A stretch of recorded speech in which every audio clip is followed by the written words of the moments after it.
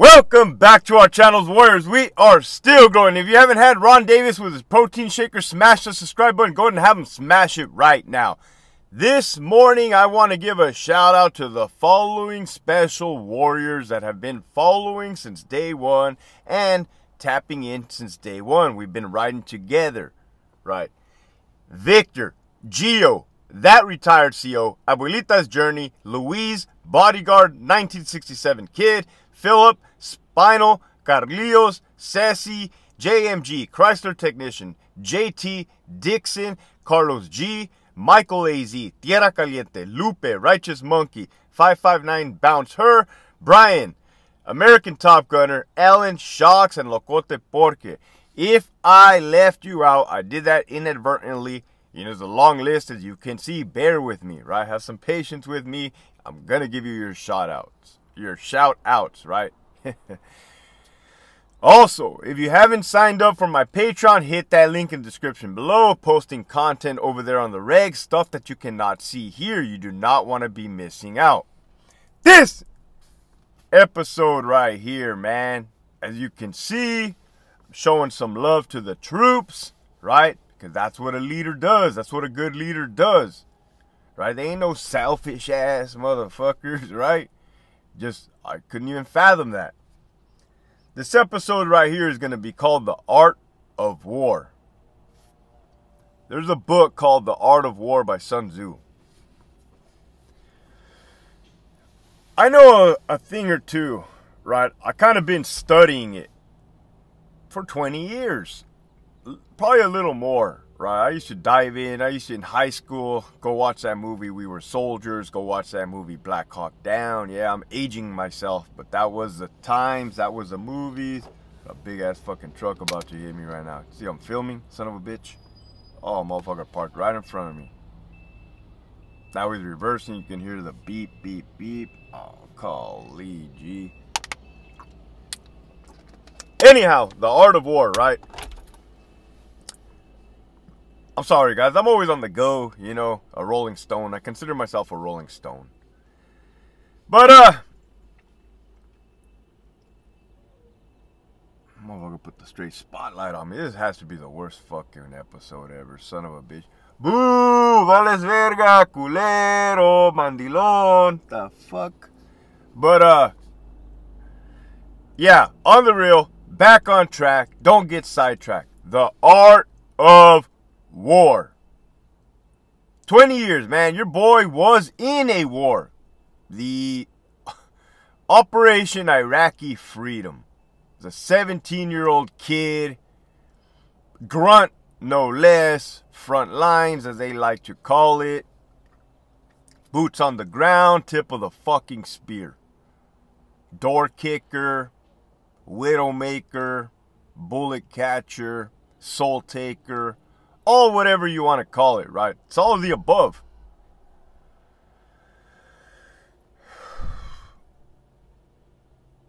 Man. Yesterday we scored a victory. We scored a victory. You know, Connie Gibson put in a retirement after 35 years. Shout out to her. Congrats to her. 35 years. Time to move on. That's a wrap. Time to move on. Time to turn over a new leaf. Right. Dawn of a new day.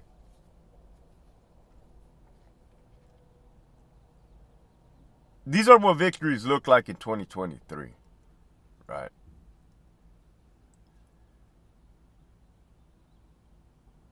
I've learned a lot from my enemy.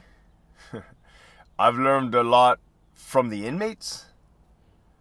I've learned a lot of tactics. I've seen a lot. I have taken notes. I told you guys I was in the army in Iraq, right? That was a violent encounter, a violent experience. And other episodes I said I'm really good at violence. That's not a good thing. That's not nothing to brag about, right? But looking at war as a whole, not just the violence part, right? It's strategy. It is absolutely strategy, 100%. Let's not get that twisted. This is what I'm talking about. The strategy of the art of war.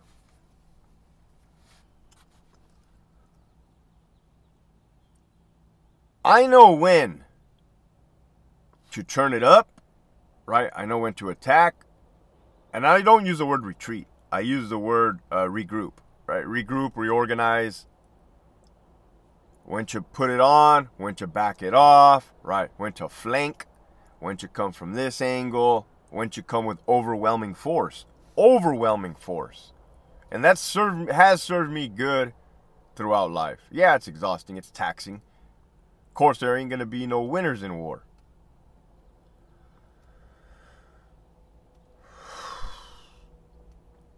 I saw when inmates were extremely violent with weapons, 2-on-1 stabbings, the tactics that they use, Southsiders, right? I tend to I tend to talk about the Southern Hispanics because your boy worked in Southern prisons, Southern California prisons, right? So I don't have the experience of dealing up north. Other people do, I'm sure. I know the tactics are the same. Right.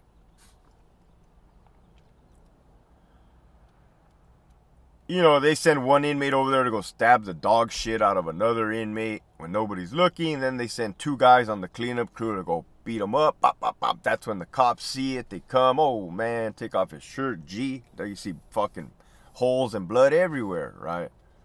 Little distractionary stuff. You do a little fist fight over here on this side of the yard. Meanwhile, you're fucking booking a dude over here with weapons. They're really going for it, right? Going for the gusto. Trying to take their win. Trying to send them to Brazil.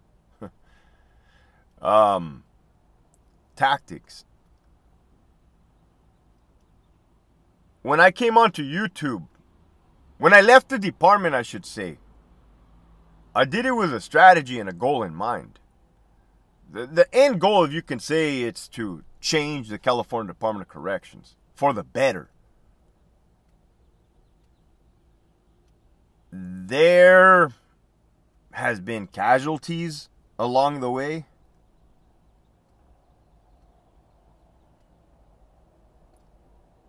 There has been sacrifice along the way.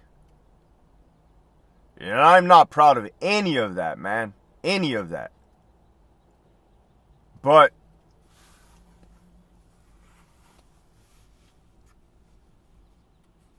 something had to be done. Honestly, something had to be done, man. Yesterday, I was at Target, and I saw a good manager there. A guy, I think he's an associate warden. Hopefully he promoted higher than that. He's an associate warden. I knew him when he was an officer at Centinela. Officer, sergeant, lieutenant, captain, associate warden. Was a good dude through and through, all the way. Saw his wife, right? I saw them, kind of made me feel a certain way. Kind of felt like they were looking at me a certain way. But it's... When I came on here, I came on hard, right? Came on hard. I came full throttle. Right? You have to understand what I did. I did not, and I'm not knocking the people that do this, because that's a way, that's a tactic, you want to call it guerrilla warfare. I did not make a meme page, right? Everybody knows what those memes are. They're funny. They have, you know, everybody loves memes. I did not make a hidden page and stay in the department and take shots at administration. At Donovan, there's a couple that they've done it with the feds, prisons. They're doing it with the LA County Sheriff, or the LA County Sheriff, LA County Probation. I am parked in the wrong fucking spot, man. Son of a bitch.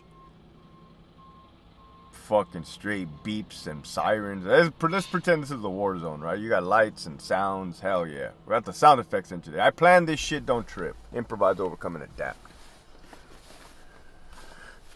There's San Diego PD, disgruntled PO, the Highway Patrol page, right? But I didn't do that. What I did is I burned the boats. I burned the boats and I went all in. Well, Hector, what the hell does that mean?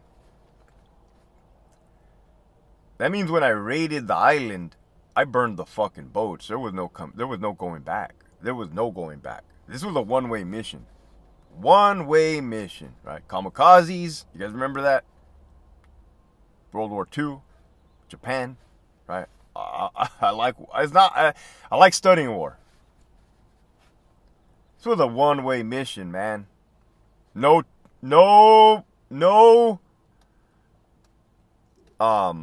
plans on ever returning. Right? I do got my friend, he be at RJD saying, just come back already, man. I'll just plug you into telestaff. It's like nothing ever happened, right? Here we go. Here we go. What the hell? When'd you get back? Oh, I just got back the other day, man. Don't trip. I went all in, man. I have a 4-year-old daughter. That was a motivating factor. There's no way in fucking hell I was gonna die on the hill. I was gonna die on the hill, man. Not because I'm fucking a glory chaser. Not because I want medals. It had nothing to do with that. It's because when I see something, when I feel something, I'm gonna go all in. Right? I'm gonna go all in. And this isn't a bad cause. You know, it's a good cause. There's a lot of people that were suffering. Still are. So I did not do that. I didn't create the meme page because I knew that would be me. That would be me halving it. Right? I'm not gonna half anything. Especially if I'm not gonna half anything, I'm gonna always go all in. Right? When I resigned, I did it with a purpose. I submitted a letter of resignation. You know, I did it professionally. I walked it up to the warden, who I'd known since he was a sergeant. Shook his hand. Wished me good luck. I wished him good luck. He went on his way. I went on my way. You had people saying, "Oh, he must have that CO, that lieutenant must have been dirty. Must have been dirty. People just don't quit like that." You're right. You're absolutely right. People, I don't think this shit has ever been done. Right? Making history over here.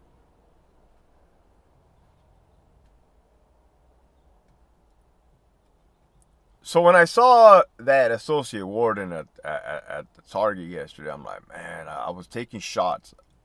And it was by design. It was by design.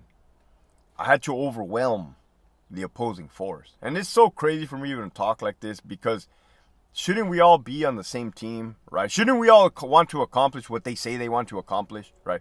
Rehabilitation of the inmate population, health and wellness of the staff, a smooth programming for the family members to come visit. I mean, that's what they preach. They preach it up and down, up and down. Look at every website, look at every video, right?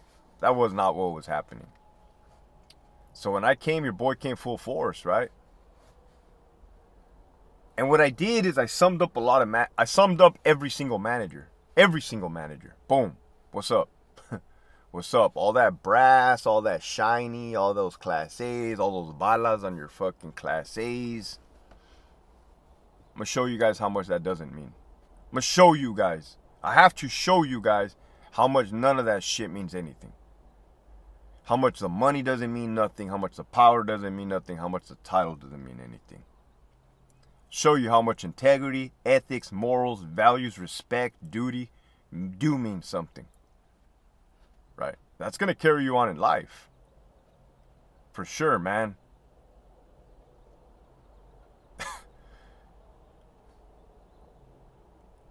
I didn't change up the way I conduct myself. Oh, man, I did a podcast yesterday. Uno chico y una chica. It's going to drop today. I'm going to link them up. They're starting up. They're newer. They're young kids. I'm hoping for their success, right? We're going to push that shit. The girl on the podcast asked me a good... All of those questions were good, man. Freaking good. Like, one of them asked me, like, hey, did you suffer some type of identity crisis when you left the California Department of Corrections? She said, because the higher you go up in rank, like they were aware of this, self-awareness. Did you feel like you didn't have a purpose? Did you feel like, hey, you were a certain way, you were in charge, and now you're not in charge? I said no. I said no, because even though I was a lieutenant, I still carried myself like Hector. I didn't change. Nothing changed, right? I was Hector in the prison. I'm Hector out here. Right? And that's how it's been. You guys have been following along, man. I've been chopping it up with all kinds of people of every background, right? Every race, every background, because I'm just that way. Right? I'm going to treat everybody fair, cool, concise. Let's all get along. Peace. Now, I'm not a hippie, but you hear what I'm saying, right? I don't even smoke weed. I don't even drink beer.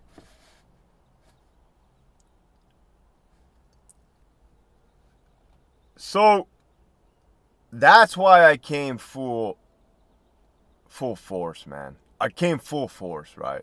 The truth of the matter is there are good managers. Yeah, man. Now that we're past round fucking 8, right? Your boy is all boxed up, right? Now we're past round 8. We're making some progress. There's great managers for sure, man. That would be a lie for me to say there's not. And the sad thing is I'm not even to the point where I could vocalize those good managers, because if I were to put them out there, I'm pretty sure the department is still like, oh, okay, you want to associate with this dude wants to back you, we're gonna come after you, we're gonna fuck you, right? That's grimy. Imagine, right? That's childish. That's not professional, right? But I'm pretty sure I have hope.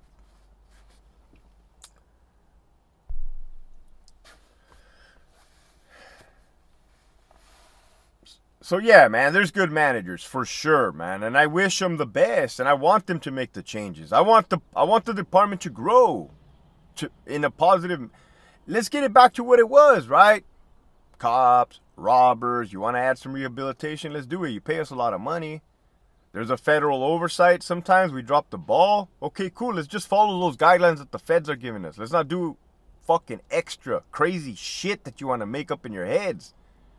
It's so simple, man. So war has changed so much. It's so weird to see.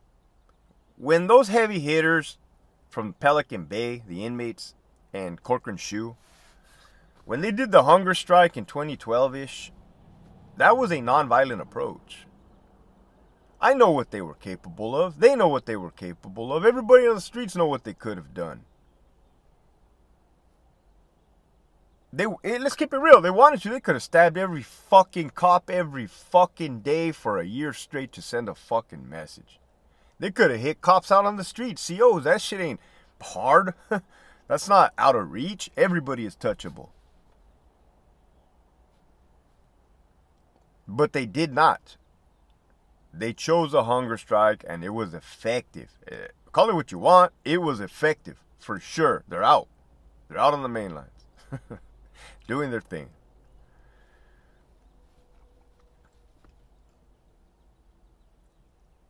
So I see this, the war in Ukraine. That was a trip when I saw that. Russia thought they were all bad, little Putin. Speaking of Putin. Ooh, speaking of Putin. Man, I have that guy, little Putin, right? Let's say Mule Creek State Prison. We'll leave it at that. That guy better change his attitude, right? Slimy little slime ball, sleaze ball. I really think those guys have to get phased out of the department for the new change to come up. We want to see change, right? Tupac said it best. So Ukraine, man, when the United States, or when they invaded Ukraine, everybody boycotted them. They shut down shop on the Nike, on the McDonald's, freaking Visa, Wells Fargo. Hey, we ain't doing business with you, Russia. Fuck you, culeros. Right? That was a trip to see, like, wow, war has changed. You look at the footage from Ukraine. You see these drones, they be dropping grenades on the enemy, and it's like, I think to myself, I'm already planning, like, man, if I ever have to put on a freaking helmet and a thing, like, I know what I gotta fight up against. These drones up in the sky, man, I'm just gonna keep running. Like Forrest Gump. Man, these people just waiting right there, you're getting bombarded. It doesn't make any sense, right? I'll just keep running if I don't give a fuck. Oh, man. So,